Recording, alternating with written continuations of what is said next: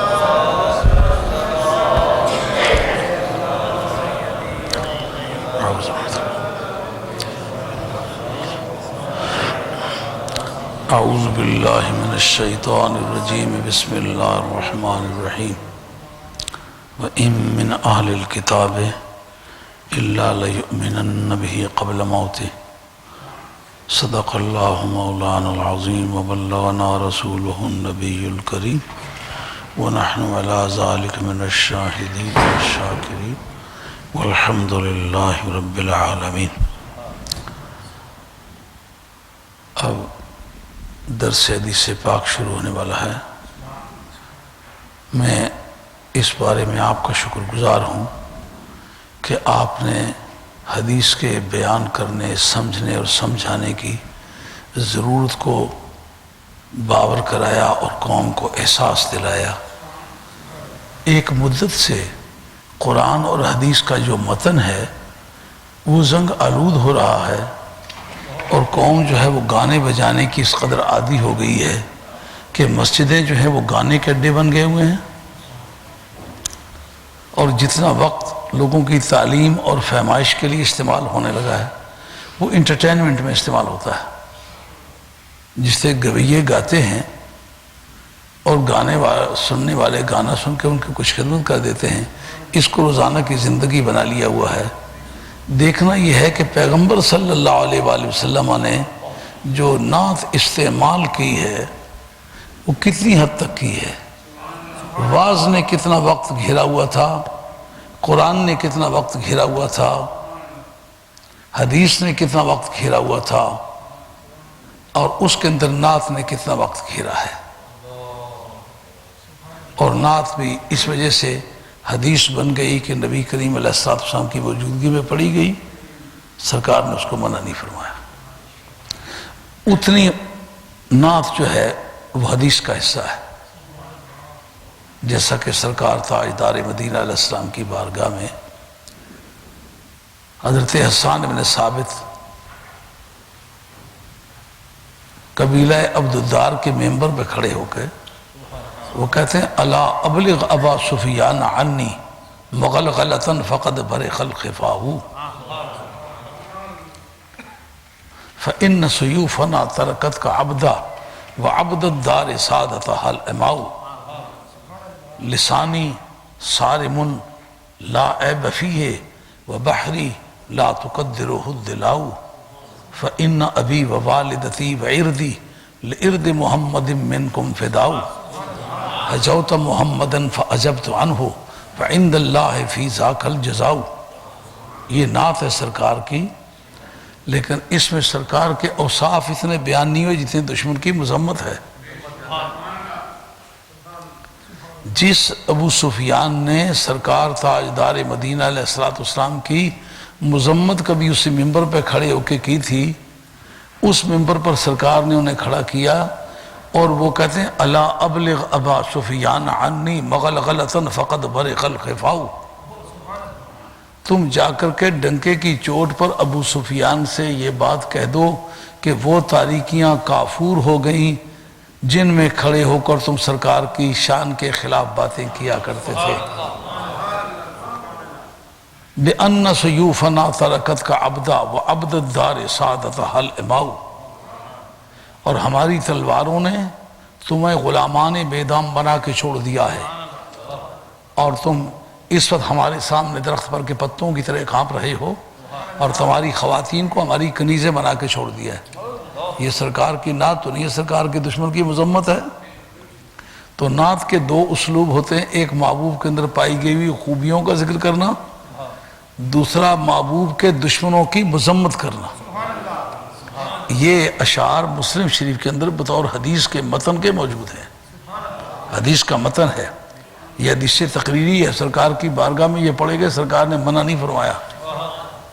اور کہتے ہیں حجوت محمدن فعجبت عنہ وعند اللہ فی ذاک الجزاء، تم نے سرکار کی قدر کی ہے، میں سرکار کی مدح کر رہا ہوں، بدلہ تجھے بھی مل گیا ہے، بدلہ مجھے بھی مل گیا ہے، اور قیامت تک یہ عقیدہ قائم رہے گا، سرکار کی مدح کرنے والے کو عزت ملا کرتی ہے، سرکار کی قدر کرنے والے کا انجام ذلت ہوا کرتا ہے۔ آگے جس کو لوگ کہتے ہیں فخر فلاں کر گیا، تکبر کر گیا، حضرت حسان کہتے ہیں لسانی صارم اللہ عیب فیہ، میری زبان اللہ کی تلوار ہے، اس کے اندر کوئی عیب نہیں ہے، بے عیب ہونا تو اللہ کی شان ہے، سرکار منع فرما دے کہ یہ لفظ تم کیوں بول رہے ہو، مگر جو زبان سرکار کی شان بیان کر سکتی ہے اس کو بے عیب کہنا بھی بیجا بات نہیں ہے۔ لسانی صارم اللہ عیب فیہ، یہ میری زبان جو ہے یہ اللہ کی تلوار ہے اور اس میں کسی طرح کا کوئی عیب نہیں ہے۔ وَبَخْرِي لَا تُقَدِّرُهُ الدِّلَاءُ، اور یہ میری زبان اللہ کا سمندر ہے، اس کو کوئی طاقت گدلا نہیں کر سکتی۔ اور کہتے ہیں فَإِنَّ أَبِي وَوَالِدَتِي وَعِرْضِي، میرا ابا جان، میری اماں جان اور میری عزت و آبرو لِعِرْضِ مُحَمَّدٍ مِّنْكُمْ فِدَاءُ، وہ تم سب کے مقابلے میں سرکار کے قدموں پر قربان ہے۔ تو اب یہ اس پورے ماحول میں کئی سالوں میں ایک مثال ہے۔ تو نعت بئی مانا تو ایک جائز بات ہے، اچھی بات ہے، لیکن ریشو کو مد نظر رکھنا ضروری ہے۔ سرکار کے شب و روز حدیث بیان گزرتے ہیں جو سرکار کا ارشاد ہے، تعلیمات ہیں، اور قرآن مجید کی سب سے اچھی کامنٹری جو ہے وہ نبی پاک علیہ السلام کی حدیث ہے، اور وہ یعلمکم الکتاب والحکمہ، یہ تمہیں کتاب سکھاتا اور حکمت سکھاتا ہے۔ واو مغایرت کے لیے آتی، ایڈیٹیو کنجنکشن ہے، دو الگ الگ نہ ہوں تو پھر ان کے درمیان اینڈ نہیں آتا، اسی طرح واو بھی نہیں آتی۔ معلوم ہے قرآن مجید اور ہے، حکمت اور ہے، اس کی جو تشریحات ہیں، اس کے جو گہرائیاں ہیں، اس کے مضامین ہیں، یہ نبی کی جاب ہے۔ وہ نبی کا سارا ٹیکسٹ بھی، پورا سلیبس بھی، اور وہ پورا کورس بھی وہ الماریوں میں پڑا ہوا ہے، قوم اس کو ہاتھ لگانے کے لیے تیار نہیں ہے۔ اس لیے میں آج آپ کا شکریہ ادا کرتا ہوں جو آپ نے حدیث کے لیے ماحول بنایا ہے، نہیں تو مولانا کو کھڑے کر کے کہتے ہیں بیچ میں جی کو صاحب ملوک کے دو چار شعر بھی بیچ میں پڑھنا، یعنی وہ سمجھتے ہیں کہ اور کوئی واعظ ہو نہ ہو صاحب ملوک ضرور ہونا چاہیے۔ صاحب ملوک شریف ایک بڑی برکت والی کتاب ہے جو ہزارہ نصیحتوں پر مشتمل ہے، اور اس کے پڑھنے کے اندر یہ کرامت ہے، میاں صاحب عارف کھڑی رحمۃ اللہ کے عشق الہی بیدار ہوتا ہے، لیکن دیکھنا ہے آسمان سے سیف الملوک نازل ہوا یا قرآن نازل ہوا ہے، تو قرآن کو بھولے سے ہاتھ نہ لگانا، جس کو 400 600 شعر سیف الملوک کے یاد ہوں، اس کو سیدھی 2 آیتیں یاد نہ ہوں، افسوس کے قابل بات ہے کہ نہیں؟ جس کو اور بے شمار شعر پنجابی فارسی کے اردو کے بے شمار یاد ہوں، 10 حدیثیں گنتی کی یاد نہ ہوں، تو پھر یہ حدیث جو کئی لاکھ کی تعداد میں ہمارے پاس موجود ہے، یہ کس مقصد کے لیے آئی ہے، کس حضور نے کیوں یہ زحمت فرمائی ہے؟ تو ان دنوں خاص طور پر سنن ابی داؤد پر یہ بحث اس لیے چھڑی ہے کہ یہ پیچھے جو سنی کانفرنس میں سالانہ ختم نبوت کانفرنس تھی، اس میں آخری تقریر میری تھی، تو چونکہ مرزا قادیانی بدبخت نے اپنے نبوت کی طرف جاتے ہوئے اس نے پہلے راستہ ہموار کیا کہ میں امام مہدی ہوں. یہ سن 1891 میں غالباً اس نے پہلی مرتبہ یہ بات کہی. اس سے 4-6 سال گزرنے کے بعد میں عیسیٰ ہوں. پھر اور 4-6 سال گزرنے کے بعد 1900 میں یا 1901 میں 1900 میں تو اس کے جو قادیان کی مرکزی مسجد ہے اس کے خطیب غالباً فضل کریم، اس کا یہ عبد الکریم نام تھا، اس نے اپنے الفاظ میں کہا کہ یہ مرزا جی نبی ہیں، ان کو اللہ نے بڑی عزت دی ہے. تو مرزا جی نے اس کا انکار نہیں کیا، لیکن جب دیکھا کہ یہ لوگ سہ گئے اس بات کو تو پھر اس وقت 1901 میں اس نے نبوت کا اعلان کر دیا. تو ہمیں بحیثیت ایک مسلمان کے دیانتداری کے سوچنے کے ساتھ پابندی ہے کہ ہم دیانتداری سے سوچیں. ہمارے اکابرین سے یہ مسئلہ موجود ہے کہ حضور کے بعد کسی نئے مدعی نبوت سے کوئی آدمی ثبوت پوچھے کہ تیری نبوت کا ثبوت تیرے پاس کیا ہے، تو ملا علی قاری نے شرح فقاق پر جو ہماری عقیدے کی بڑی مشہور کتاب ہے اس کے اندر لکھا ہے کہ پوچھتے ہی کافر ہو جاتا ہے. اس لیے کہ اس نے امکان نبوت تو تسلیم کیا ہے کہ ممکن ہے نبی ہو. اگر یہ وہ کہہ سکے تو مانے یا نہ مانے اسی وقت کافر ہے، کیونکہ یہ ان اٹل مسائل میں سے ہے جس کے بارے میں سرکار نے بار بار فرمایا الا لا نبی عبادی، الا لا نبی عبادی. یہ لا نبیہ وہی لا ہے جو لا الہ کے اول میں ہے، یہ وہی لا نافیہ جنس کہلاتا ہے. تو جس طرح لا الہ کا منکر کافر ہے اس طرح لا نبی عبادی کا جو منکر ہے وہ بھی کافر ہے. تو پھر اس پر میں نے گفتگو کی، ضرورت پڑی کہ ایک آدمی جو بیک وقت یہ کہتا ہے کہ میں امام مہدی ہوں اور اس کے کچھ وقت بعد وہ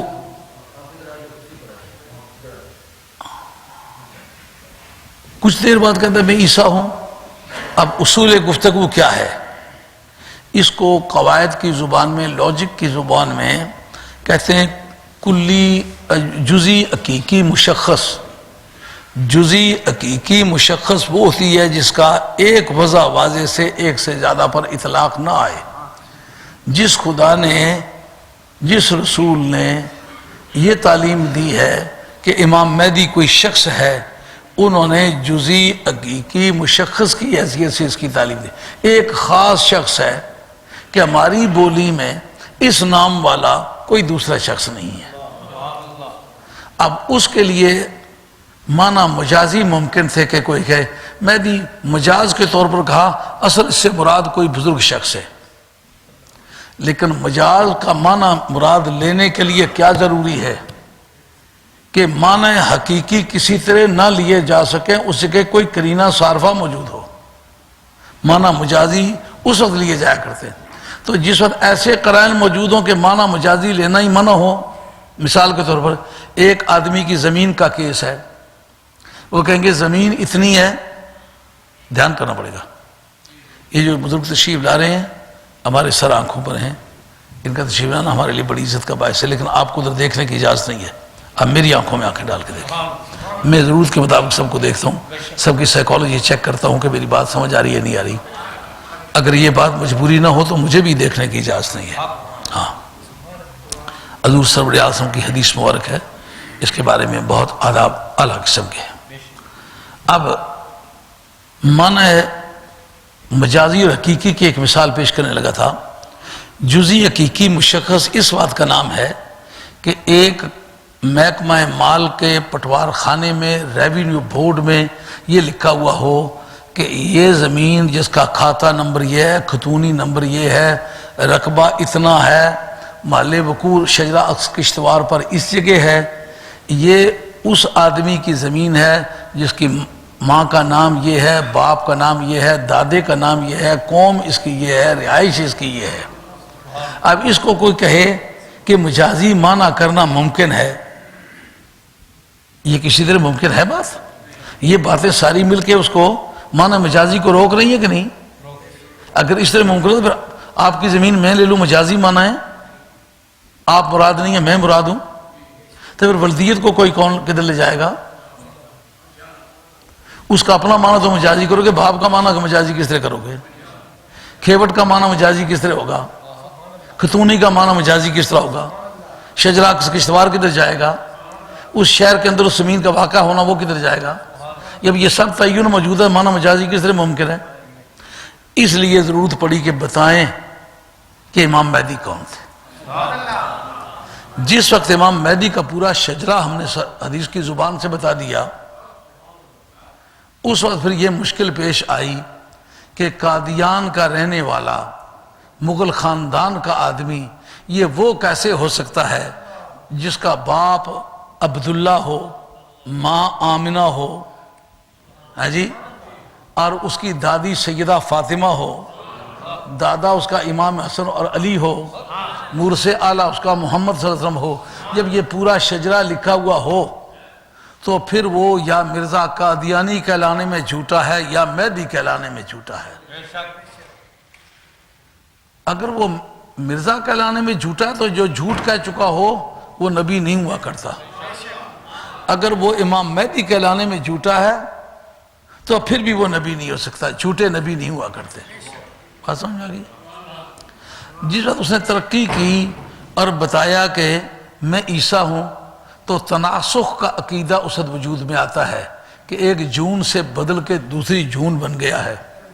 یہ ہندوؤں کا عقیدہ ہے، یہ برہمنوں کا عقیدہ ہے، یہ مسلمانوں کا عقیدہ نہیں۔ انکارنیشن اس کو انگریزی میں کہتے ہیں، تناسخ۔ اردو اور پنجابی میں اواگون بھی اس کو کہتے ہیں۔ عربی کا لفظ ہے تناسخ، کہ ایک آدمی جون بدل جائے، پہلے وہ گاندھی تھا اور بعد میں بکری بن جائے۔ یہ تناسخ کا عقیدہ ہندوؤں کا عقیدہ ہے، مسلمانوں کا عقیدہ نہیں۔ اب جس وقت وہ مرزا جی عیسیٰ کہلانے لگے، اس وقت ہمیں یہ سمجھنا پڑے گا کہ عیسیٰ ہمارے کاغذات میں تو جو سرکار نے بتایا ان کا بھی شجرہ بتلایا ہے، اس کا باپ کوئی نہیں ہے۔ پہلی بات تو یہ ہے، اگر ہم یہ تسلیم کر لیں مرزا جی آپ کا باپ ہی کوئی نہیں ہے تو کتنی مشکل ٹھہرے گی۔ اس سے بڑھ کر گالی بھی ہو سکتی ہے کسی کی انسان کے لیے۔ کتنی حماقت ہے ان کی قوم کی کہ وہ ایسے آدمی کا نام لیں جس کا باپ ہی کوئی نہیں۔ اگر ان کے جھوٹ کو وہ اگر سچ بھی تسلیم کرتے ہیں تو پہلے یہ تسلیم کرتے ہیں کہ یہ ولد نامعلوم، ان کا باپ ہی کوئی نہیں ہے۔ تو اگر چراغ بی بی کو یہ بشارت دی جائے کہ تمہارا بیٹا ایسا نیک آدمی ہے، وہ کہتا ہے کہ تم نے بغیر خاوند کے یہ بچہ جنا ہے، تو چراغ بی بی کی قبر بھی تڑپے گی کہ نہیں تڑپے گی؟ اب ان حدیثوں پر گفتگو ہے جناب۔ اب کریں کیا؟ گونا رنج و عذابست جانے مجنورہ، اصل وارث کو دقت پیش آتی ہے۔ جب کسی کے کھیت میں بھینس آ کے منہ مارے تو بھی مالک اٹھ کے اس کے گلے پڑتا ہے، بکریاں آ کے اس کا فصل کو ضائع کریں پھر بھی مالک۔ ہم چونکہ اس سچے دین کے بانیوں کی اولاد میں سے ہیں، اور ہمارے خاندان نے کبھی ایک لمحے بھر کے لیے بھی مذہب تبدیل نہیں کیا۔ سنی جسے کہتے ہیں یہ میرے باپ کی قربانی سے شروع ہوتا ہے۔ صحابہ میں پہلے لفظ سنی کبھی استعمال نہیں ہوا۔ جس دن حضرت امام حسن رضی اللہ تعالیٰ عنہ جناب امیر معاویہ رضی اللہ عنہ کا حق میں دستبردار ہوئے، اس تاریخ کے بعد اس سال کا نام سنۃ الجماعت رکھا گیا، اس کے بعد لفظ سنی بولا جانے لگا ہے۔ اور ان حضرت امام حسن سے لے کر ان میرے سانسوں تک میرے خاندان میں کوئی بدعقیدہ نہیں گزرا۔ اس لیے جتنے بھی جھوٹے مذہبوں کے دعوے دار ہیں نا، ان کو تلاش کرو، یا دادا بدعقیدہ ہے، پردادا بدعقیدہ ہے، جو مرشد پکڑا ہوا ہے وہ بدعقیدہ رہا ہے، کل توبہ کی ہے۔ از لال تو بوا پیدا بود پیمانہ کشیہ، ابھی تو تمہارے ہونٹوں سے پرانی پی ہوئی کی بو آ رہی ہے، ہمیں کیا سکھانا چاہتے ہو؟ تو اب یہ دونوں مسئلے، ایک مسئلہ ہمارے سامنے یہ چل نکلا کہ مرزا جی جو ہیں ان کی جماعت کو ٹھنڈا کرنا ہے۔ اب ہمیں ایک ہی کھیت میں بیک وقت کئی طرح کے جانور آ کے منہ مارنے لگے ہیں، تو پھر ہم نے سب کو لگام دینے کا بندوبست الگ الگ کیا ہے۔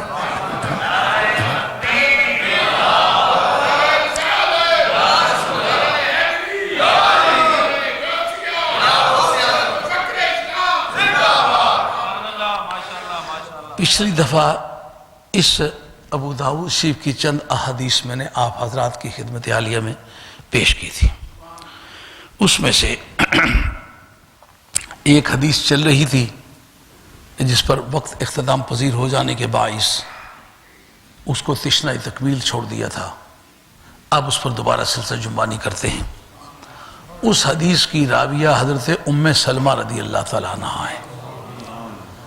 حضور نبی کریم علیہ السلام کی ازواج مطہرات میں، اس کو میں زیادہ دعوے کے ساتھ نہیں کہہ سکوں گا اگر میرے، کیونکہ مجھے ضرورت نہیں پڑی اس کی زیادہ تحقیق کرنے کی، لیکن میرا خیال یہ ہے کہ حضور کی تمام ازواج مطہرات میں سب سے زیادہ عمر رسیدہ حضرت ام سلمہ تھی، کیونکہ پہلے خامد کے ساتھ آباد رہ چکی تھی، اس سے اولاد پیدا کر چکی تھی، مکی زندگی کی دشواریوں میں یہ حصہ دار بن چکی تھی. مدینہ طیبہ میں آ کے ان کے جو خامد ہیں وہ شہید ہوئے. عدت گزارنے کے بعد سرکار سے ان کا نکاح ہوا. تو سابقہ زندگی کی مشکلات کو بھی اگر شامل کیا جائے تو حضور کی بہت ساری ازواج مطہرات ہیں کہ جن کی مدینہ طیبہ سے پہلے کی بیک گراؤنڈ بہت کم ملتی ہے، بچپن ملتا ہے اس سے.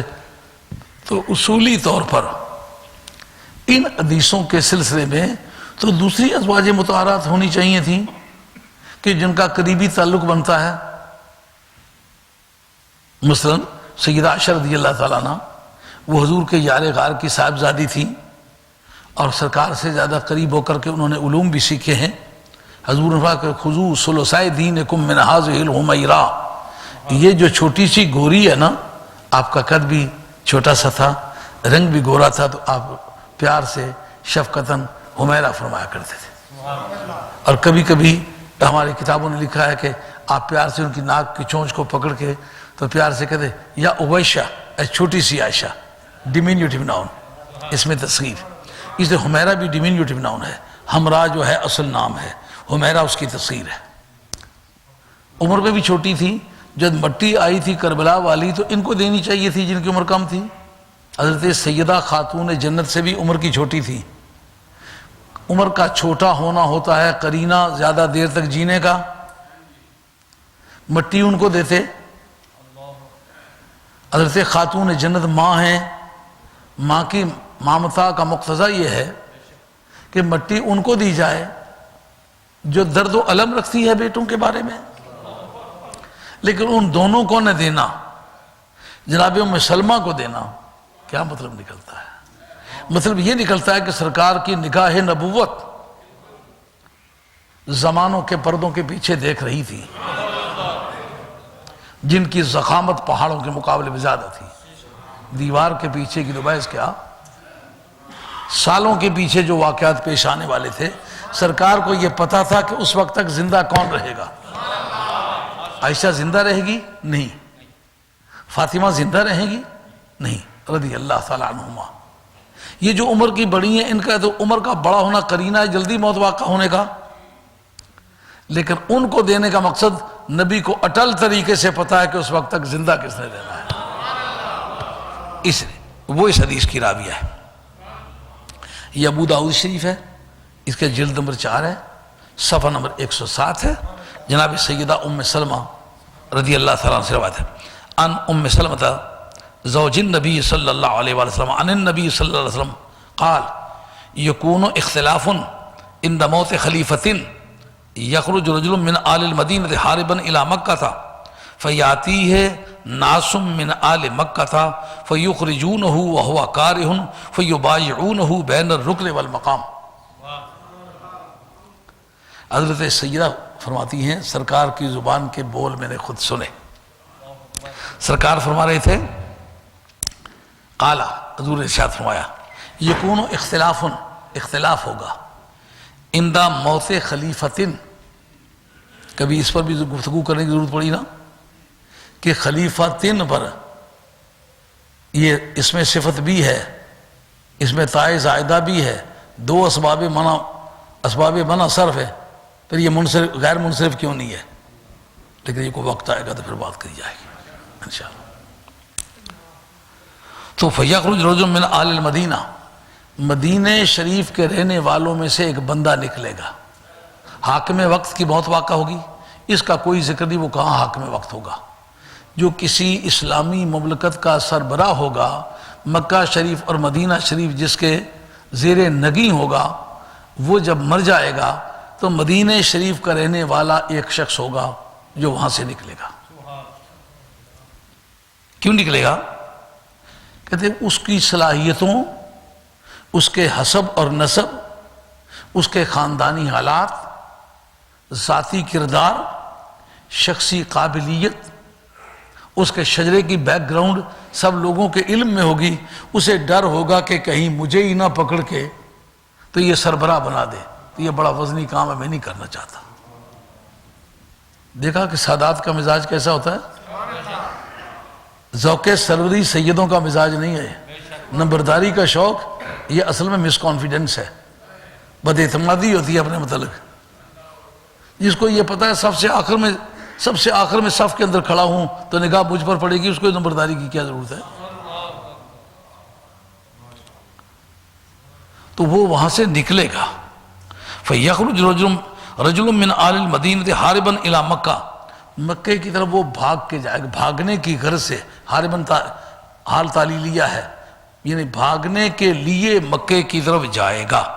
فَيَأْتِي نَاسٌ مِّنْ آلِ مَكَّةَ، وہاں جس وقت جا کر کے وہ روپوش ہو جائے گا تو مکے کے کچھ لوگ آئیں گے جو اس کو آ کے فَيُخْرِجُونَهُ، اس کو نکالیں گے کہ جی چلو، اس وقت عمر پر بڑا آفت کا وقت ہے، آپ کے بغیر اس اہلیت کا بندہ کوئی نہیں ہے، مہربانی کرے چلیں۔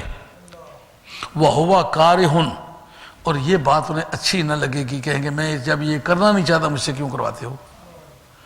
فَيُبَايِعُونَهُ بَيْنَ الرُّكْنِ وَالْمَقَامِ، اس کے ساتھ آ کر کے بیعت کریں گے حجر اسود اور مقام ابراہیم کے درمیان۔ مقامات مقدسہ کو اچھے مقاصد کے لیے استعمال کرنا معلوم ہوا یہ پہلے لوگوں میں بھی گزرا ہے، آج بھی موجود ہے۔ تو اب مرزا جی سے پوچھیں گے آپ کو ساری زندگی مکے میں جانا نصیب ہی نہیں ہوا تو اب وہ اپنے آپ کو کیوں مراد لے رہے ہیں؟ خدا نے آپ کو داخل ہونے کا حق ہی نہیں دیا۔ مرزا جی کی تاریخی زندگی میں مکہ شریف جانا، مدینہ شریف جانا ثابت ہی نہیں ہے، یہ خود مانتے ہیں وہ۔ اور وَيُبْعَثُ عَلَيْهِ بَعْثٌ مِّنَ الشَّامِ، اس وقت شام کا ایک لشکر اس کے مقابلے کے لیے بھیجا جائے گا۔ جناب جس وقت اگر کوئی لوئر بیٹھا ہوا ہے، ایسے دو آدمیوں کے درمیان لڑائی زیر بحث آ جائے عدالت میں، تو عدالت نہیں پوچھے گی کہ انٹیریئر موٹیو کیا ہے۔ وہ ترپردہ عداوت جس نے اس جرم کو موٹیویٹ کیا ہے، جس کا باعث بنا ہے، وہ عداوت کیا ہے؟ قانون کہتا ہے کہ اتنا بڑا سنگین کام، بندے کو مارنا، اس کے پیچھے کو موٹیو ہونا چاہیے۔ اگر موٹیو نہ تو ایکسیڈنٹلی یہ موت واقع ہوئی ہے۔ اب بندہ چلتا ہے حملہ کرنے کے لیے مکہ شریف پر، من دخلہ کان آمنا، معلوم ہے مکہ شریف پر حملہ کرنا یا آل ایمان کی عادت ہی نہیں ہے، ان کو جائز ہے ہی نہیں۔ حتیٰ کہ امام صاحب رحمۃ اللہ علیہ کا مذہب ہے، اگر ایک قاتل قتل کرنے کے بعد کعبہ شریف میں داخل ہو جائے تو آپ اس کو وہاں سے اریسٹ نہیں کر سکتے۔ وہاں سے جب بھوکا ہو، پیاسا ہو، انسانی حاجات کے لیے خود باہر آئے تو پھر گرفتار کرو، اندر گرفتار نہیں کر سکتے ہو۔ تو جب قاتل قتل کر چکا ہے تو بھی گرفتار بھی نہیں کر سکتے، قتل کرنا تو بجائے خود ہے۔ تو شام سے بغیر کسی سابقہ عداوت کے اس جس کے ساتھ بیعت ہوئی ہے اس کو قتل کرنے کے لیے اگر شام سے آرمی چلے گی تو ہمیں یہ دیکھنے کی ضرورت ہے کہ ان کا انٹیریئر موٹیو کیا ہے، اس کے پیچھے کون سی طاقت کار فرما ہے۔ سمجھ آ رہی ہے بات کہ نہیں؟ اگر وہ ہمارے ریکارڈ میں یہ بات نکل آئے کہ اس آدمی کا نام سفیانی ہے، اس کی ایک آنکھ میں سفیدی ہے، منہ پہ چیچک کے داغ ہیں، گردن چھوٹی سی ہے، اور ہے یزید کے بیٹے خالد کی اولاد میں سے، پھر کیا بنے گا؟ اس کا مطلب یہ ہے کہ نسلی توارث برحق چیز ہے۔ جس نے پہلی مرتبہ نسلی توارث دریافت کیا تھا، اس آدمی کا نام ہے ڈیموکریٹ۔ ڈیموکریسی کی تحقیق جو ہے یہ بھی اسی کی ہے۔ اس کی وجہ کیا ہوئی تھی؟ ایک نیگرو واقع گریک عورت سے اس نے شادی کر لی، بچے سارے گورے گورے، اس کی بیٹیاں وہاں کے گوروں کے ساتھ شادی ہوئیں اور اس کے بیٹوں کی شادیاں وہاں کی گوریوں کے ساتھ ہوئیں۔ اب جوڑے ہی گورے گورے ہو گئے۔ آگے چل کر کے وہ بیوی پر الزام عائد کرتا ہے، کہتے ہیں تو جھوٹی ہے، تم نے یقیناً میری عزت میں خیانت کی ہے، نہیں تو میں کالا پچنگ ہوں، کسی بچے کا ناخن میری طرح نہیں ہے، بال میری طرح نہیں ہے، میرے بال گھنگریالے ہیں، ان کے سیدھے ہیں، سٹریٹ بال ہیں ان کی آنکھیں اور طرح کی، ایک بال تو کم از کم اگر میں ان کا باپ ہوں ایک بال تو کم از کم ان کا میرے جیسا ہونا چاہیے تھا، جب ان کا بال بھی نہیں ہے تو یقیناً تم نے میری عزت میں خیانت کی ہے۔ اس وقت کا یہ عیسیٰ علیہ السلام کی ولادت سے 580 برس پہلے یہ آدمی مرا ہے۔ یہ ٹیکسلے کا شاگرد ہے، ایٹم بھی اس نے ٹیکسلے میں دریافت کیا تھا۔ ہاں، یہ جو اپولو اسٹرناٹ وغیرہ کو اپولو نام رکھا ہے نا، دراصل اپولو ایک دیوتے کا نام تھا۔ یہ بلتستان کے علاقے میں ایک شہر ہے، اس کی وہاں مناسٹری تھی، اس میں اس وقت کے جو ہندو وغیرہ لوگ تھے یہ اس کی پوجا کرنے کے لیے وہاں جاتے تھے، یوگا کمانے کے لیے۔ چونکہ یہ وہاں کا شاگرد تھا اس لیے یہ نام یہ وہاں سے لایا تھا، یہ گریک ورڈ نہیں ہے، یہ ادھر سے لایا تھا۔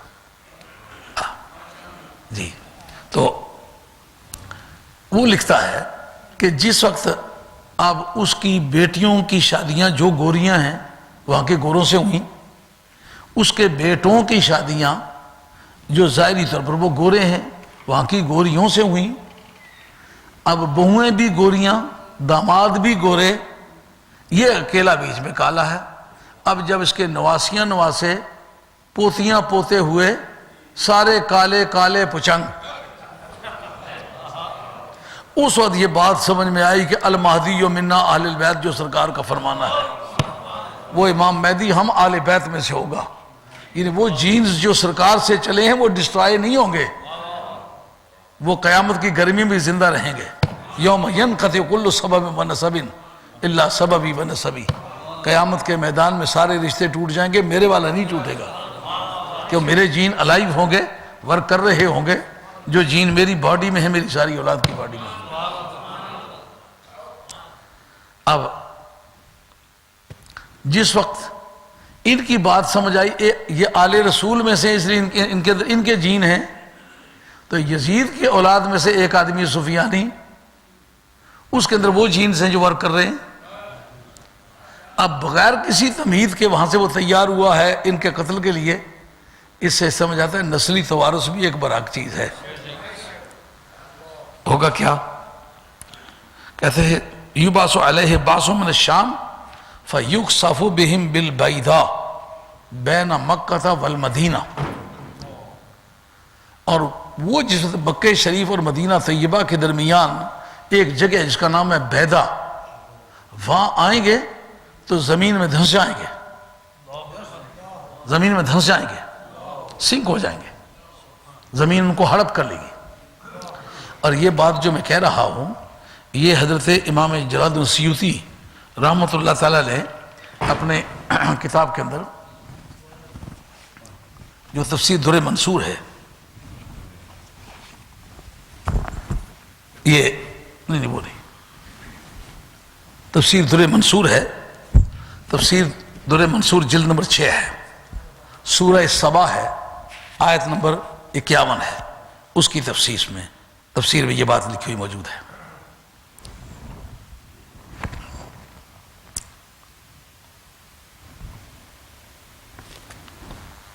دوسری پڑھے میں آپ کے سامنے روایت پیش کرتا ہوں۔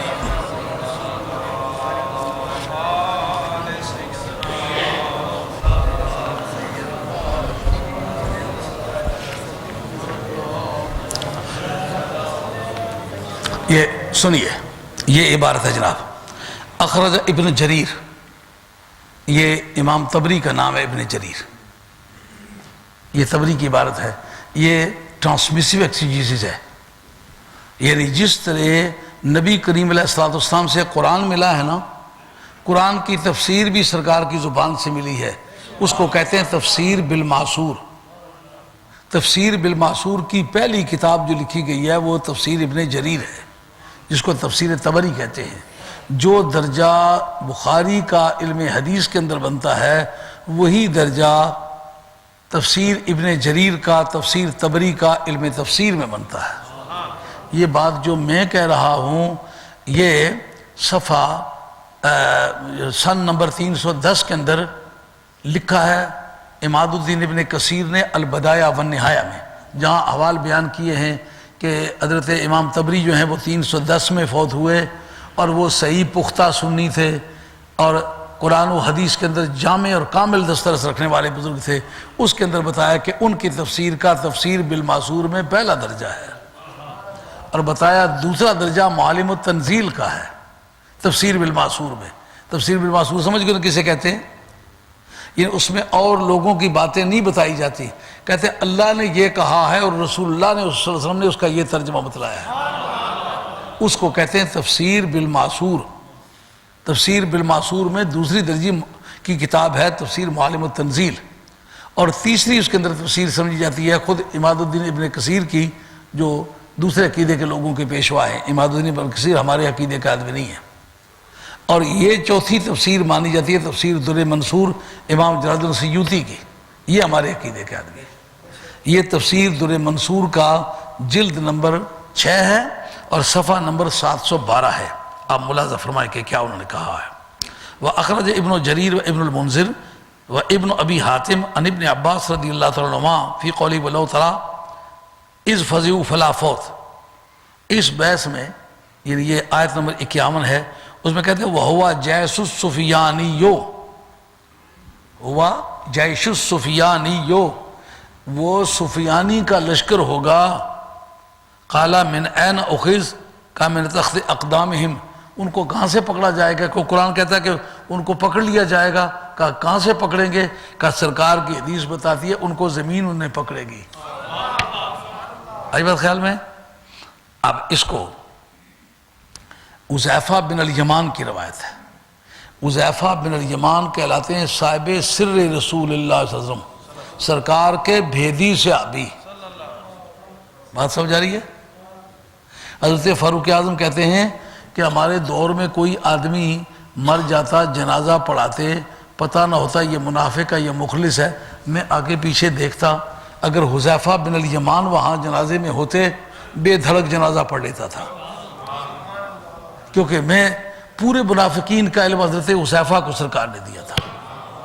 یہ اپنے اپنی مرضی ہے، جٹیوں بنا دے ہیر تیرا کڑا مل لگ دا، مالکوں کی مرضی ہے جس کو چنے۔ صدیق اکبر موجود ہیں، یہ علم ان کو نہیں دیا، اپنی مرضی نہیں ان کی۔ فاروق اعظم کو نہیں دیا، حیدر قرار کو نہیں دیا، عثمان غنی کو نہیں دیا، اشرف مبشرہ کو نہیں دیا، دیا تو حذیفہ بن الیمان کو دے دیا۔ اس لیے بھید کی باتیں اگر معلوم کرنی ہیں تو حذیفہ بن الیمان کے حدیثیں پڑھنے مطالعہ کریں۔ ان کا نام ہے صاحب سر رسول اللہ صلی اللہ علیہ وسلم۔ اخرج ابن مردوہ عن حذیفہ رضی اللہ عنہ قال قال رسول اللہ صلی اللہ علیہ وسلم یبعث ناس الی المدینہ۔ حذیفہ بن الیمان نے کہا جب قیامت کے قریب ہونے کا زمانہ آئے گا اس وقت ایک لشکر کو مدینہ شریف طرف بھیجا جائے گا، حتی اذا کانوا ببیضاء بعث اللہ علیہم جبریل علیہ السلام فضربہم برجلہ ضربۃ، اللہ تعالیٰ جبریل امی کو بھیجے گا، ایک لات مارے گا انہیں، فیخسف اللہ بہم، اللہ پھر ان کو زمین میں دھنسا دے گا ان کے ایک ضرب کے ساتھ۔ اچھا لڑنے تک نوبت کیوں نہیں آئے گی؟ کہ دراصل یہ اولاد فاطمہ کی کرامت ہوگی کہ دنیا پر یہ امر ظاہر ہو کہ خون رسول جب تک دنیا میں زندہ رہے گا کرامتیں ظہور میں آتی رہیں گی۔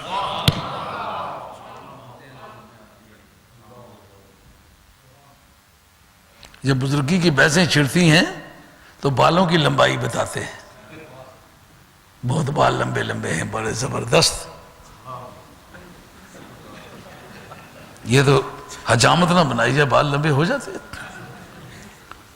کہتے کہ زمین میں دھنسا دیے جائیں گے۔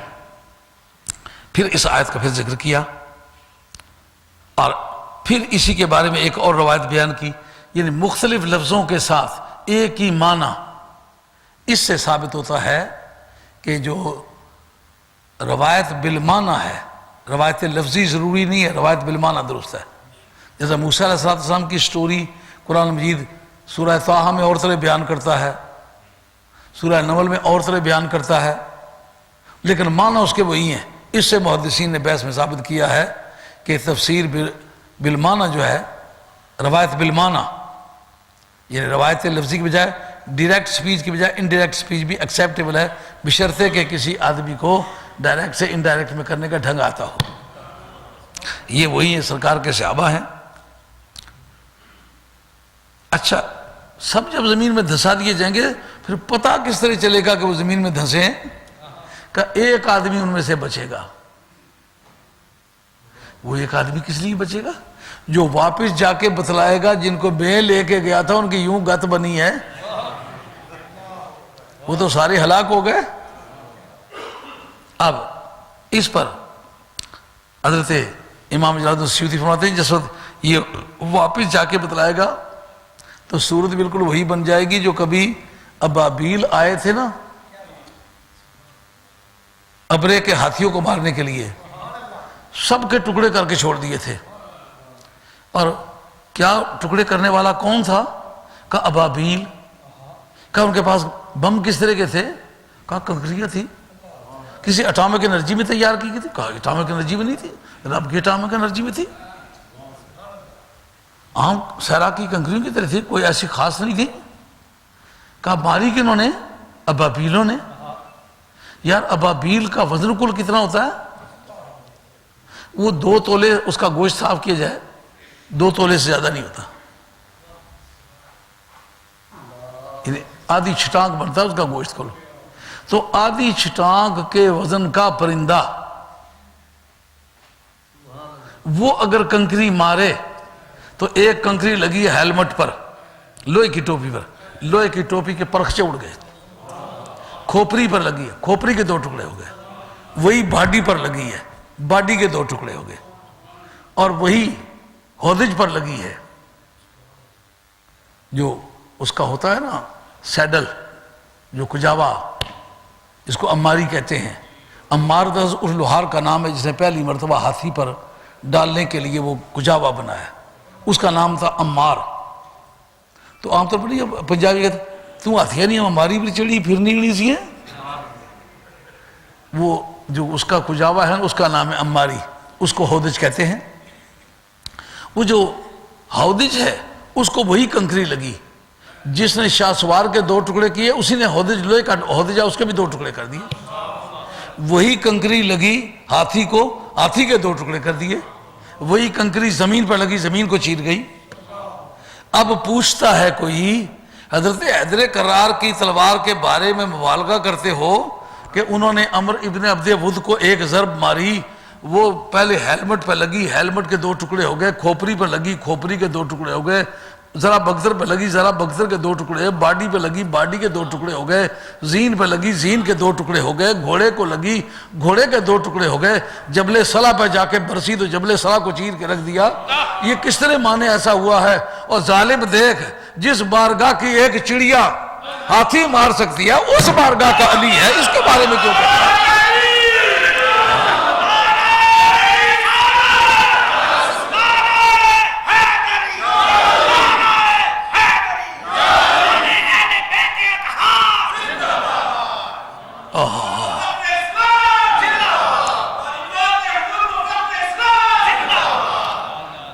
یہ بات سمجھ میں آئی ہے؟ اور جو بات بڑی ایک یادگاری ہے اس میں وہ یہ ہے کہ وہ آئے گا آپ سے لڑنے کے لیے، امام مہدی آخر الزمان، آخر علی کی اولاد میں سے۔ انہوں نے کہا میرا دروازہ کٹکھٹانا چاہتا ہے، جانتا نہیں میں کون ہوں، میری رگوں میں علی کا خون ہے، انتظار کر میں آیا ہوں۔ حضرت امام مہدی آخر الزمان اپنی جماعت کو لے کر کے جا پہنچیں گے سرزمین شام میں، اور اس جگہ ہے کہ حضرت امام مہدی آخر الزمان خود اس کا خاتمہ فرمائیں گے۔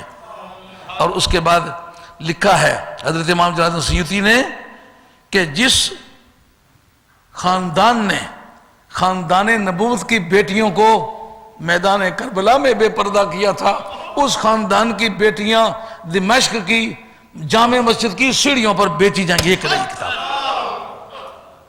یہ کتاب میرے پاس امام جعفر سیوطی کی موجود ہے، در منصور.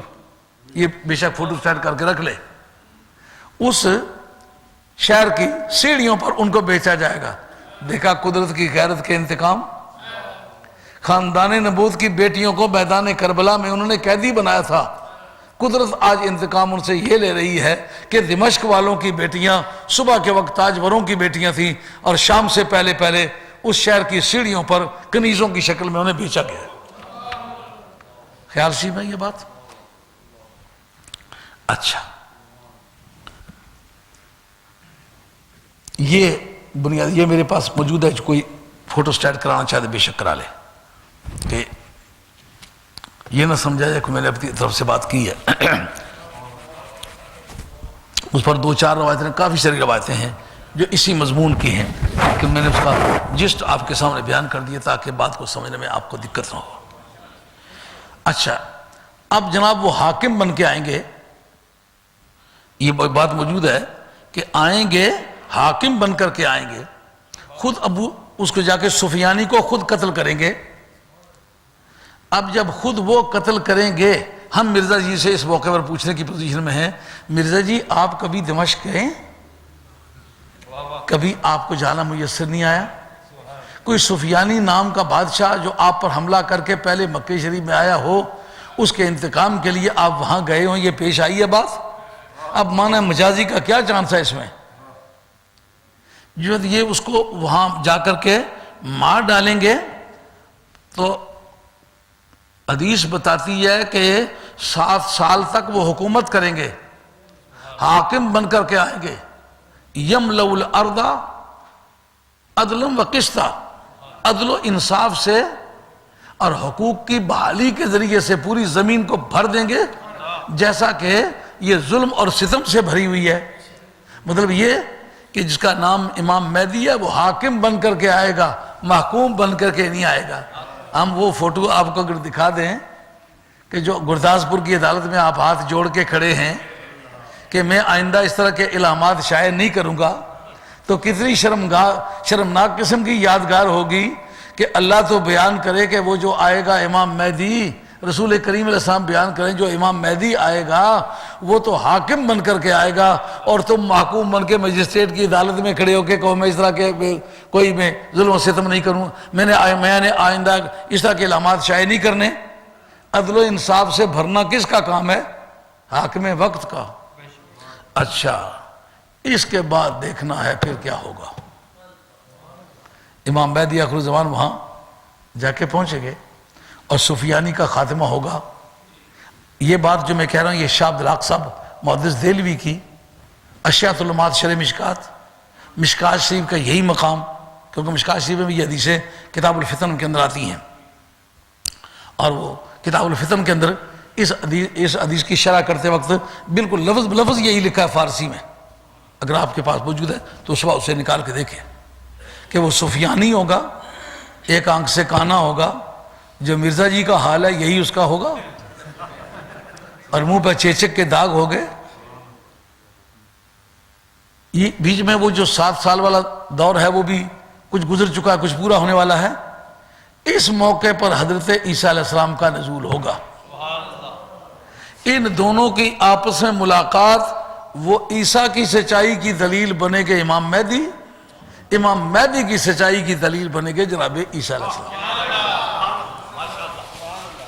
اب ہمیں اس پر گفتگو کرنی ہے کہ وہ جو عیسیٰ علیہ السلام تشریف لائیں گے ان کی پوزیشن کیا ہوگی.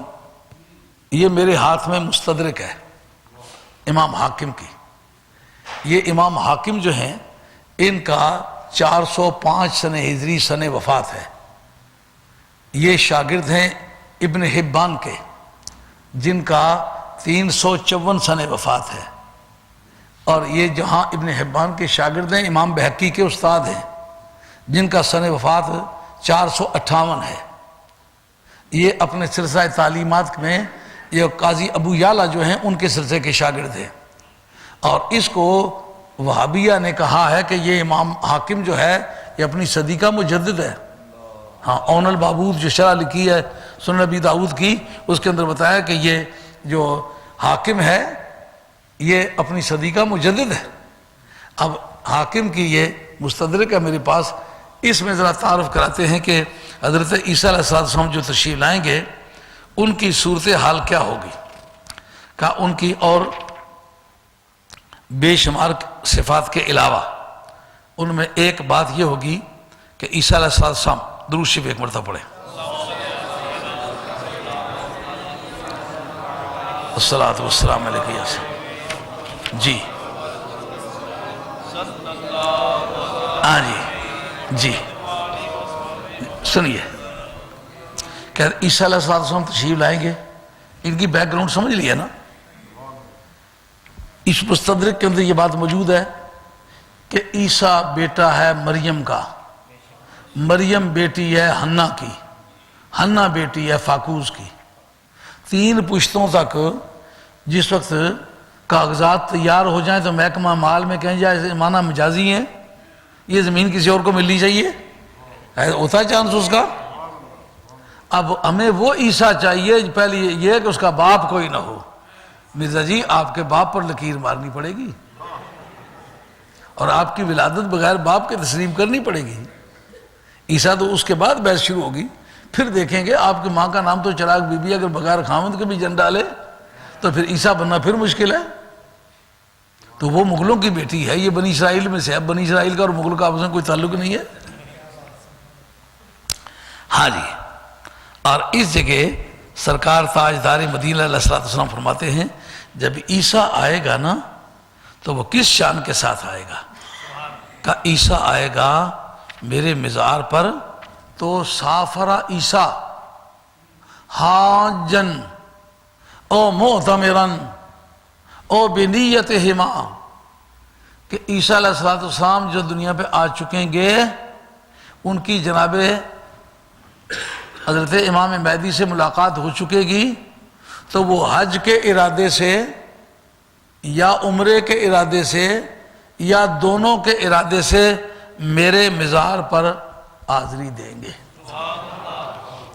اچھا، اس کا مطلب یہ کہ یہ جو لوگ اس وقت ڈالے ہوئے ہیں ہمارے ساتھ جھگڑے کہ جناب یہ تم قبروں پہ جاتے ہو تو یہ تو تمہارا بہت برا حال ہے، تمہارا عقیدہ غلط ہے، اگر عیسیٰ علیہ السلام سرکار کی قبر پر جائیں گے تو پھر کیا ہوگا؟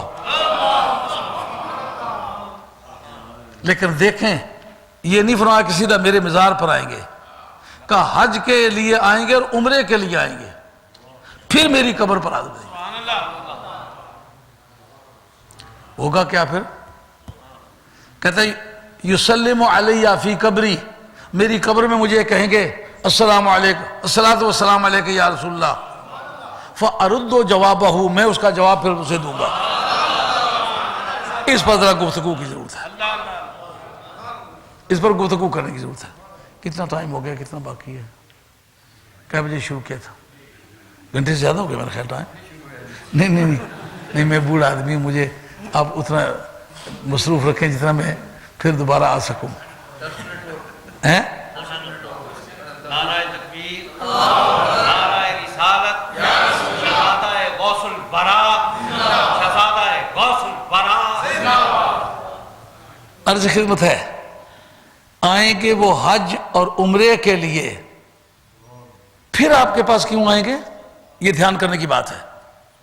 یہ اب میری گفتگو کے اختتامی کلمات ہیں، توجہ فرمائیں گے، بہت مناسب نتیجہ نکلے گا۔ حج اور عمرے کے ارادے سے آئیں گے، حج عمرہ کہاں ہوتا ہے؟ مکہ شریف میں ہوتا ہے، حج عمرہ مدینہ طیبہ تو نہیں ہوتا۔ جب آئیں گے حج کے ارادے سے، آئیں گے عمرے کے ارادے سے، تو میرے پاس کیوں آئیں گے؟ سنی جو تیرا عقیدہ ہے، حج اور عمرہ ہوتا مکہ شریف میں ہے لیکن اس کی رجسٹریشن جو ہوتی ہے وہ مدینہ طیبہ میں ہوتی ہے۔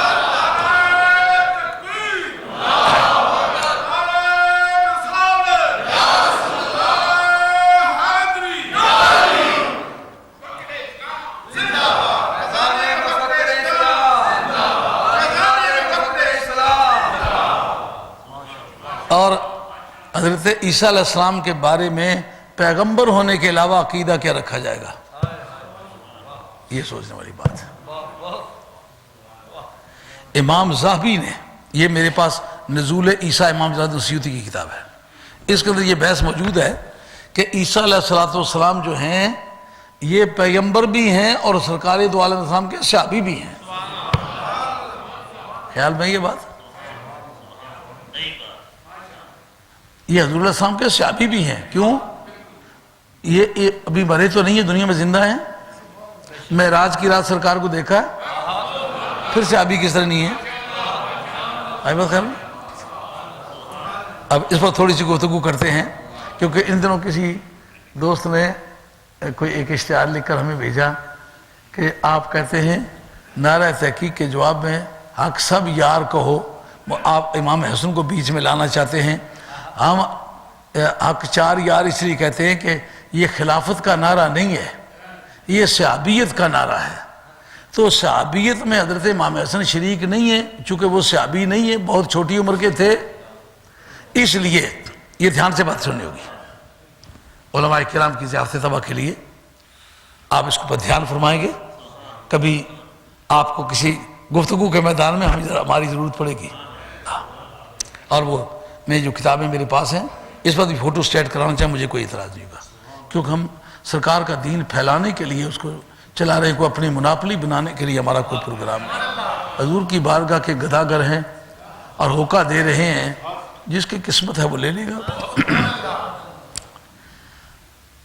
کہ چونکہ حضرت امام حسن عمر کے چھوٹے تھے، 7 برس آپ کی عمر شریف تھی، تیسرے سال ہجرت میں سرکار کی ولادت ہوئی ہے، تو 7 سال آپ کی عمر تھی۔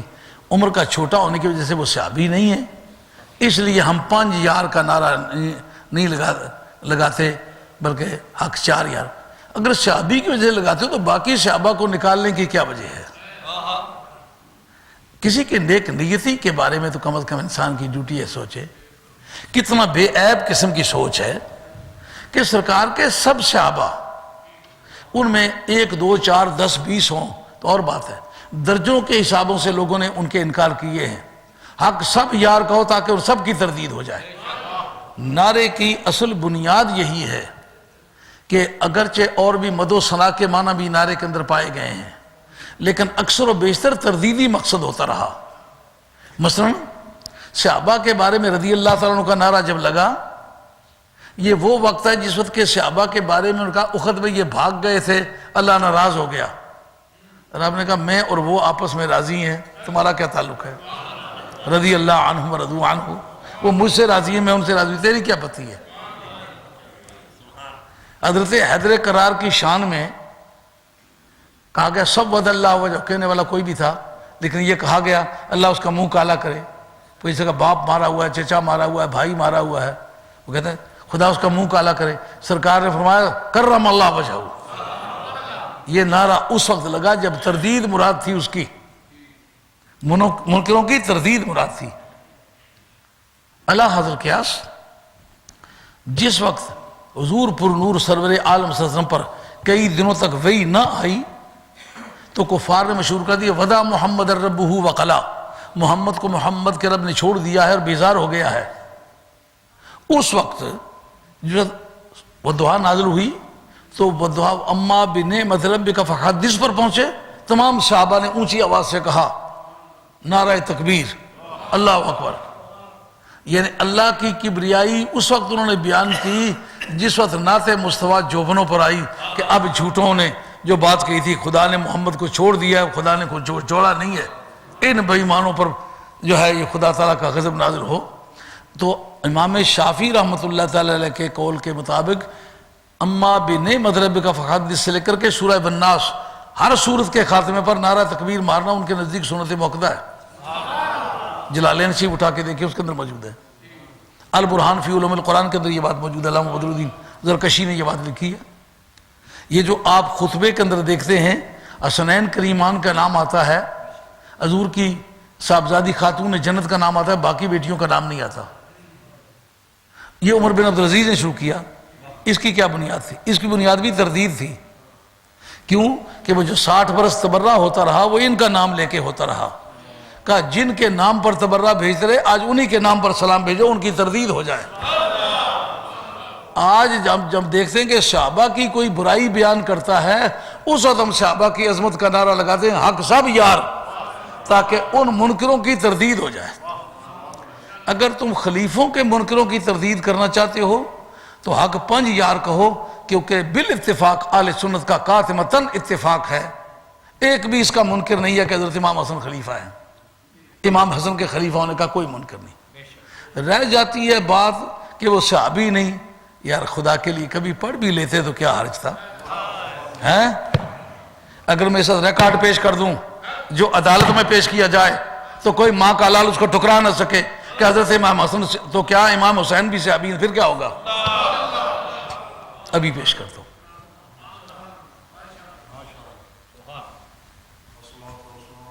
صلاۃ والسلام علیہ سیدی یا یہ بات تو سمجھ میں آ گئی ہے کہ عیسیٰ علیہ السلام بھی حضرت نبی کریم علیہ السلام کے صحابی ہیں۔ اب میں آپ کے سامنے ریکارڈ پیش کرتا ہوں۔ علامہ بدر الدین عینی، جن کا سن وفات 854 اور یہ 25 جلدوں کی شرح ہے بخاری کی، لیکن اس خدا کے نیلے آسمان کے نیچے میں نے 100 کے ہیر پھیر میں غالباً دیکھی ہوگی بخاری شریف کی شروع، اس کے پائے کی کوئی نہیں ہے۔ یہ دیکھیں کیا لکھتے ہیں۔ صحابی کون ہوتا ہے؟ عام مشہور بات یہ ہے کہ صحابی کی تعریف یہ ہے کہ من زار النبی صلی اللہ علیہ وسلم فی حیات ہی مع الایمان و ما تعالی، جس آدمی نے ظاہری زندگی میں نبی کو سر کی آنکھوں سے دیکھا ہو، ایمان کے ساتھ اسی پر مر گیا ہو، وہ صحابی ہے۔ اب اس پر گفتگو ہے جناب کہ یہ بھی تعریف کسی حد تک صحیح ہے کہ نہیں۔ علامہ عینی سے پوچھتے ہیں کہ آپ تو اس اکھاڑے کے رستم ہیں، یہ جلد نمبر 16 ہے اور اس کا صفحہ نمبر 169 ہے، یہ پشت پر لکھا نظر آ رہا ہوگا۔ علامہ عینی کی عمدۃ القاری شرح بخاری اور جلد نمبر 16 اور صفحہ نمبر 169، اس پر دیکھتے ہیں کہ صحابی کی کیا تعریف ہے۔ وہ جو میں دوستوں کو کہتا ہوں نا حوالہ جات انڈر لائن ہے، یہ پوری کتاب مطالعہ کر کے نا یہ جو نشانات ہیں یہ 25 کی 25 جلدیں میری مطالعہ شدہ ہیں اور 25 پر ہی نوٹ چڑھے ہوئے ہیں۔ ایسے جذباتی ہونے سے کام نہیں بنتا، کام کرنا پڑتا ہے۔ جی لیجئے، انہوں نے بیان کیا ہے کہ صحابی کی تعریف کیا ہے۔ یہ فرماتے ہیں اشارہ بہذا الی التعریف صاحب وفیہ اقوال الاول اشارہ الی البخاری بقولہ من صحب النبی صلی اللہ علیہ وسلم اور آہ من المسلم فہو من اصحابہ، جس نے سرکار کو دیکھا ہے،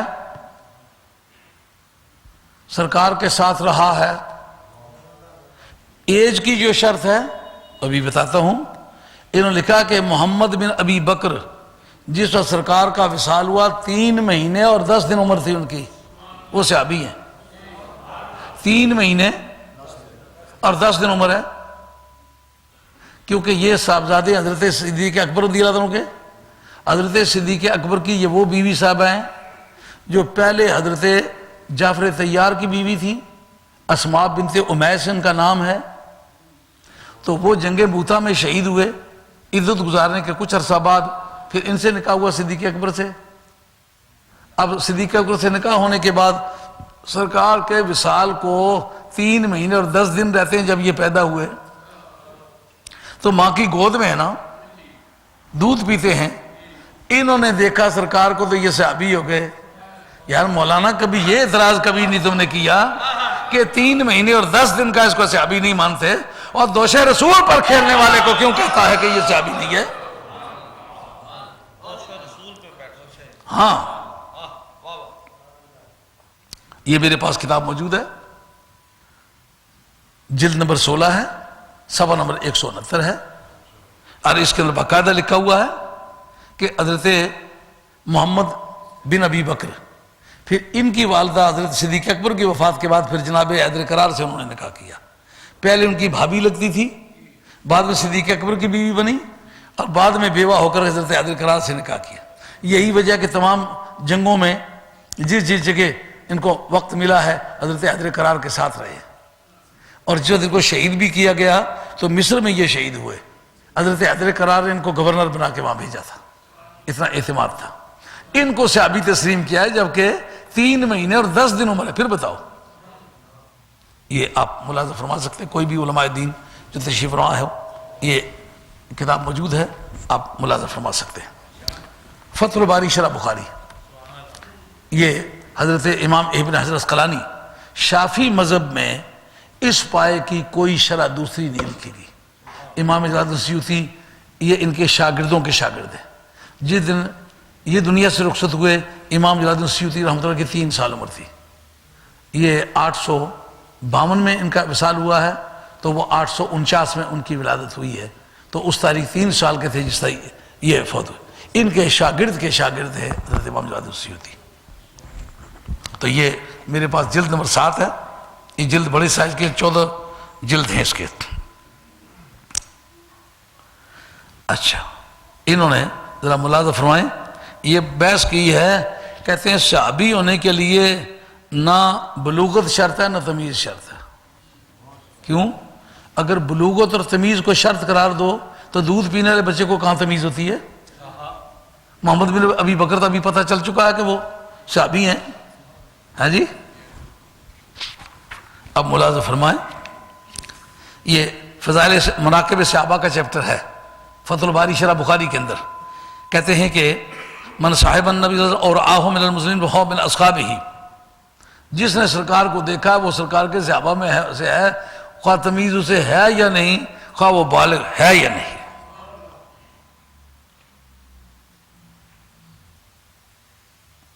ایک طبقے نے کہا کہ اس کو تمیز ہونی چاہیے، لیکن ایک طبقے نے کہا کہ اس کے اندر تمیز ہونا کوئی شرط نہیں. فَإِنَّهُمْ ذَكَرُوا مِثْلَ محمد بن ابی بکر، یہ بطر کی عبارت ہے. کہتے ہیں فَإِنَّهُمْ ذَكَرُوا مِثْلَ محمد بن ابی بکر وَإِنَّمَا وُلِدَ قبل وفات النبی صلی اللہ علیہ وسلم بثلاثة أشهر وأيام. کیوں جناب؟ سرکار کے وصال سے 3 مہینے اور چند دن پہلے یہ پیدا ہوئے ہیں اور انہوں نے کہا یہ صحابی ہے. اگر بلوغت یا تمیز یا شعور شرط ہے تو یہ کس طرح صحابی ہے؟ اور یہ بالاتفاق صحابی ہیں. ایسی بھی بات نہیں ہے کہ کوئی بعض ان کو کہتے ہوں بعض نہ کہتے ہوں. آئی بات خیال جی میں؟ اچھا، اب ایک اور بات آپ سے عرض کر کے پھر بات کو ختم کروں. یہ میرے پاس کرمانی ہے، کرمانی شرح بخاری، بڑا پہلے کا آدمی ہے یہ اور بڑا عجیب شعور کا انسان ہے. یہ کہتے ہیں کہ میرے نزدیک سرکار کی ظاہری زندگی بھی شرط نہیں ہے. انہوں نے محدثین کے اقوال پیش کیے ہیں. جس مسلمان نے سرکار کو وفات کے بعد اور دفن سے پہلے دیکھا وہ بھی صحابی ہے. یہ اس کا جلد نمبر 14 ہے، صفحہ نمبر 198 ہے. اب میں سمجھنا چاہوں گا کہ جس نے یہ کہا کہ حضرت امام حسن صحابی نہیں ہے وہ پڑھا ہوا آدمی ہے. اس کو جو کتابیں مشہور ہیں حضرت امام عسقلانی کی، وہ ایک تہذیب التہذیب ہے 14 جلدوں کی اور ایک لسان المیزان ہے 7 جلدوں کی. دونوں کے اندر موجود ہے. حسن بھی صحابی ہیں، حسین بھی صحابی ہیں. ان کا صرف دیکھ لے تو صحابی ہے، سرکار کی زبان منہ میں لے کے چوسے پھر صحابی کے نہیں. اور سرکار کو دیکھ لے تو صحابی ہے، سرکار نماز پڑھ رہے ہوں اوپر سرکار کی پشت پر سوار ہو جائے، جب تک مرضی سے نہ اترے وہ اسے اتارے نہیں. ایک صحابی کہتے رات کے وقت سرکار نماز پڑھ رہے ہیں تو بار بار سرکار پر کبھی باری باری کبھی امام حسین اوپر چڑھ جاتے، کبھی امام حسن چڑھ جاتے. تو میں نے سرکار کے سلام پھیرنے پر عرض کیا کہ میں ان کو چھوڑا ہوں، فرمایا تم باہر نکل جاؤ. سرکار تم باہر نکل جاؤ. یہ بات لکھی ہے حضرت امام ابن عسقلانی رحمۃ اللہ علیہ نے. پھر کیا سمجھ میں آیا کہ جو سرکار دو عالم علیہ السلام کو دیکھے وہ تو صحابی ہو جائے، جو سرکار کے اوپر سواری کرے وہ صحابی نہ ہو. 3 مہینے اور 10 دن کا آدمی ہو وہ صحابی ہو، اور 7 سال تک سرکار کے کندھوں پہ بیٹھتا رہا ہو وہ صحابی نہ ہو. جلد نمبر 14 اور صفحہ نمبر 198 ملاحظہ فرمائیں، دیکھیں، دروشی پڑھیں آپ۔ الصلاۃ والسلام علیک یا سیدنا۔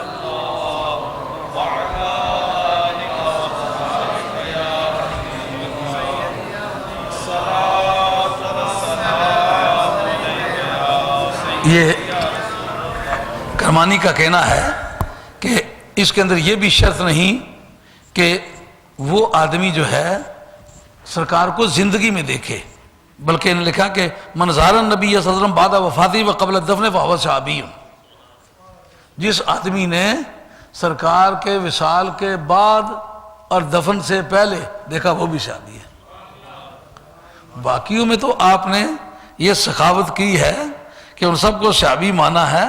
اب مجھے یہ بتاؤ نواسہ رسول کو صحابی ماننے میں کیا دقت ہے؟ اب مجھے یہ بتلاؤ کہ نعرہ تحقیق تم نے کہا، میں نے کہا اس کے نعرہ تحقیق سے مجھے کوئی اختلاف نہیں، مجھے جواب سے اختلاف ہے۔ اور اس میں کیا اختلاف ہے؟ یا بغض آل بیت ہے یا بغض صحابہ ہے۔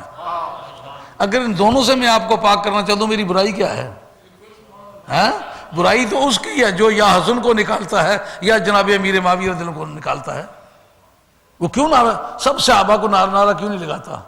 اس میں کیا نقصان کیا ہے؟ اور یہ کہنا کہ امام حسن جو ہیں، یہ میرے پاس کرمانی 1، فتح الباری 2 اور عمدۃ القاری 3، ان 3 کتابوں نے برملا طور پر یہ لکھ دیا کہ اس کے لیے کوئی بلوغت شرط نہیں، کوئی تمیز شرط نہیں، بلکہ چند نمونے آپ کے سامنے۔ آپ یہ تو سنتے رہتے ہیں محمد بن ابی بکر صحابی ہیں، تو لیکن اسے ریکارڈ کیا باقاعدہ ابن حجر العسقلانی ہے کہ 3 مہینے اور 10 دن آپ کی عمر ہے۔ تو جب 3 مہینے 10 دن کئی عمر کا آدمی دیکھے تو صحابی ہو جائے، تو پھر جو 7 سال کندھوں پر بیٹھتا رہا ہے، جو 6 سال گود میں کھیلتا رہا، وہ کیوں صحابی نہ ہو؟ دونوں بھائیوں میں 1 سال کا مارجن ہے۔ تو یہ تھا آج کا بیان، اللہ تعالیٰ قبول فرمائے۔ تو ایک بات یہ ثابت ہو گئی، ہمیں وہ عیسیٰ چاہیے جو ایک تو بات دھیان کرے، یہ مرزا قادیانی تمہیں ہم چیلنج کرتے ہیں، سوچ کے بات کر، ہمیں وہ عیسیٰ چاہیے آج کی رات سرکار کے اقتداء میں کھڑا ہو اور مہدی سے ملنے کے بعد وہ جا کے سرکار کے مزار پر کھڑا ہو۔ یہ دونوں باتیں پائی جائے تو ایسا عیسیٰ ہمارے ہاں قابل قبول ہے۔ اللہ تعالیٰ میرا اور آپ کا خاتمہ سچے دین پر کرے۔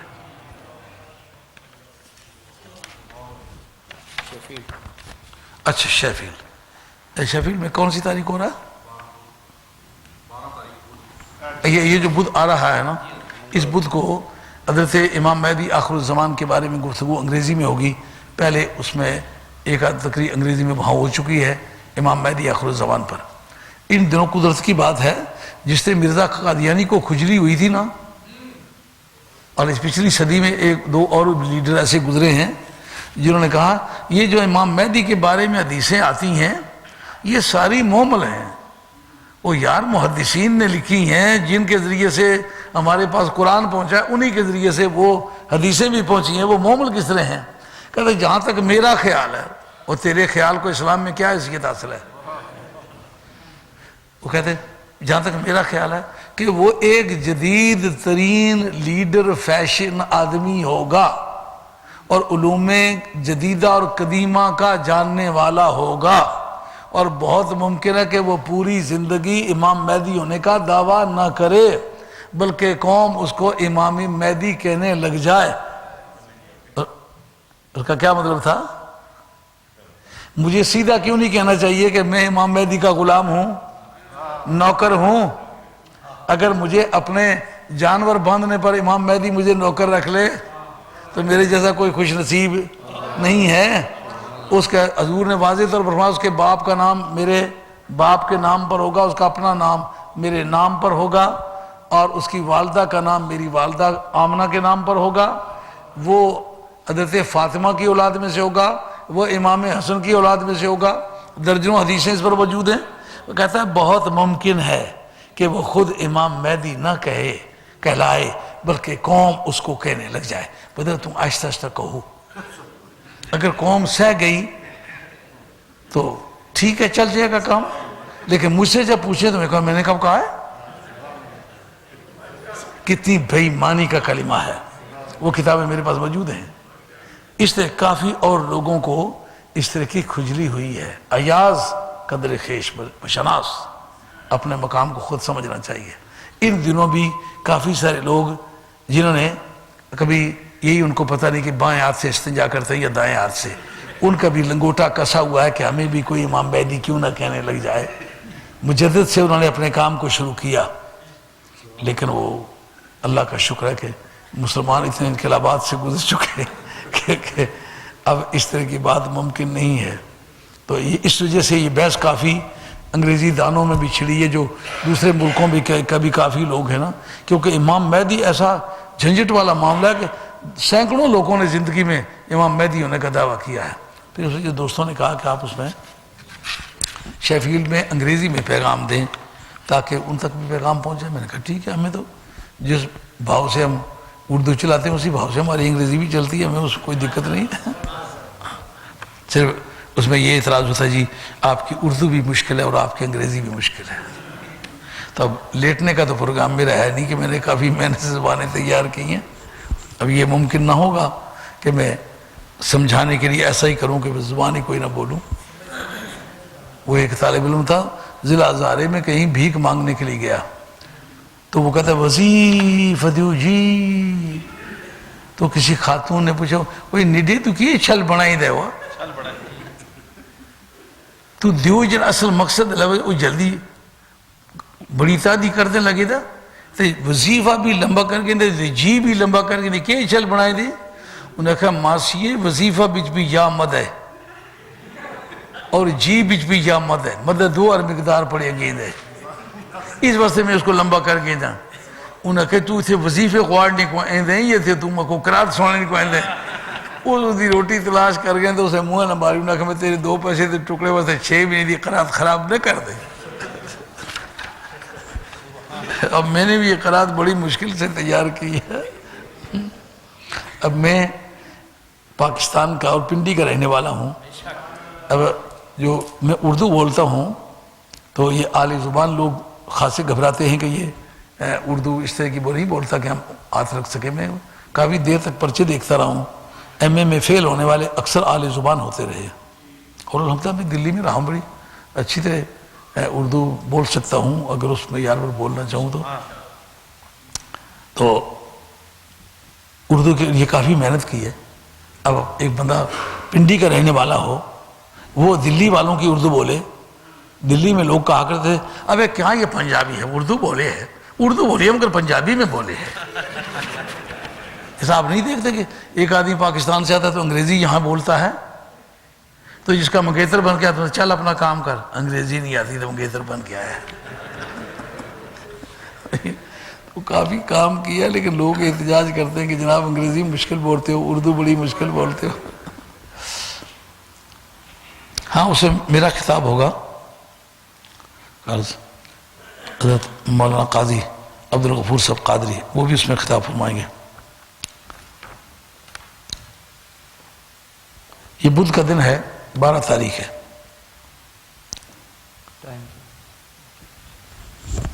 یہ 7:15 اس میں دیا ہوا ہے. میں دیا 7:15 نہیں پہنچ سکوں گا میں اپنے ساتھ ہیں. اچھا اچھا ٹھیک ہے جی. کل سلسلہ قادریہ ختم خواجگان جس پیر پائے چاہیے.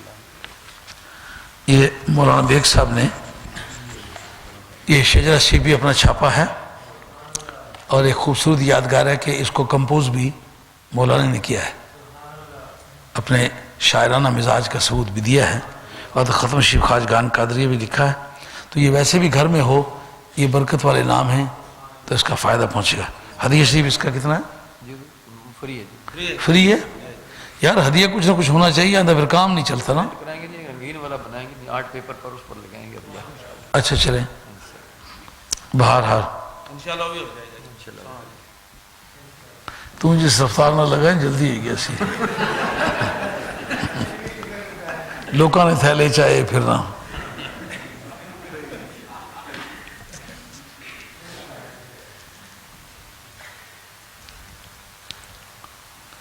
تو یہ انہوں نے کہا کہ کوئی ہمارا ہدیہ نہیں ہے، وہ ایک بزرگ ہوتے تھے, وہ تقریر کرتے تھے تو آخر میں چندہ مانگا کرتے تھے. تو لوگ پھر ان کو تقریر نہ کرنے دیں, انہوں نے کمیٹی سے وعدہ کیا میں وعدہ کرتا ہوں کہ میں چندہ نہیں مانگوں گا. تقریر کر رہے تھے, کسی نے کچھ نہ دیا, انہوں نے کہا یار میں تو وعدہ کیا میں منگنا نہ, تو کتنا وعدہ کری ہے جی دینے نہ.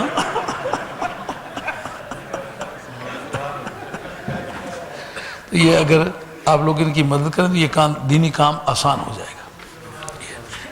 کل خالد کرنگٹن کس جگہ پر ہوگا کل پروگرام آپ کا؟ گھر میں یا کرنگٹن میں؟ وہ جگہ منظور ہو گئی ہے, وہ جو جگہ بنا رہے تھے منظوری ہوگی اس کی ہیں؟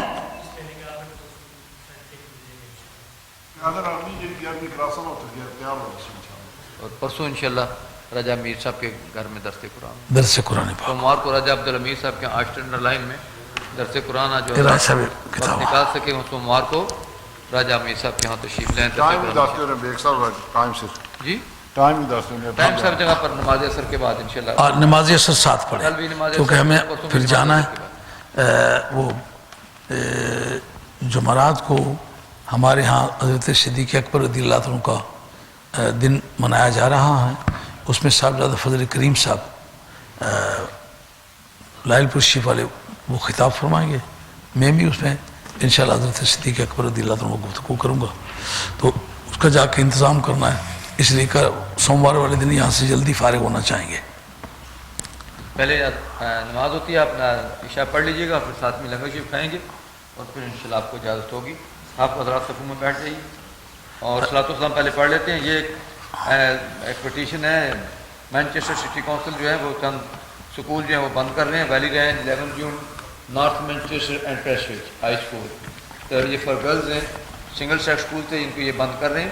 تو یہ پٹیشن اس کے لیے دی جا رہی ہے کہ ان اسکولوں کو بند نہ کیا جائے, کیونکہ ان اسکولوں کا سب سے زیادہ فائدہ ہم مسلمان کمیونٹی والے جو ہم سنگل سیکس میں اپنے بچوں کو بیچتے رہے ہیں, ہمیں اس کا فائدہ پہنچتا ہے.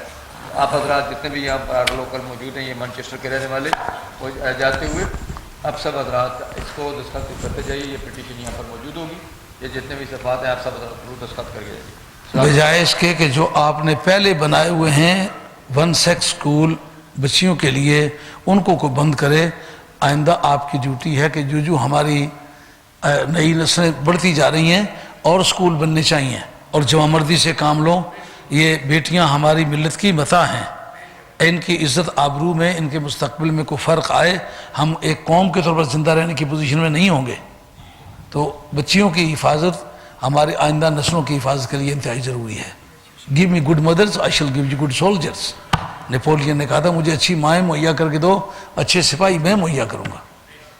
اور قرآن مجید نے کہا نساؤکم حرث لکم, تمہاری بیویاں تمہاری کھیتیاں ہیں. کھیتی جتنی بہتر ہو اتنی فصلیں بہتر ہوتی ہیں, کھیتی جتنی گھٹیا ہو فصلیں اتنی خراب ہوتی ہیں. تو یہ جو ہماری بیٹیاں ہیں آئندہ نئی نسلوں کی مائیں بننے والی ہیں, اس لیے ان کی عزت آبرو, پاک دامنی اور کردار کی حفاظت بہت زیادہ ضروری ہے. صلاۃ والسلام کے لیے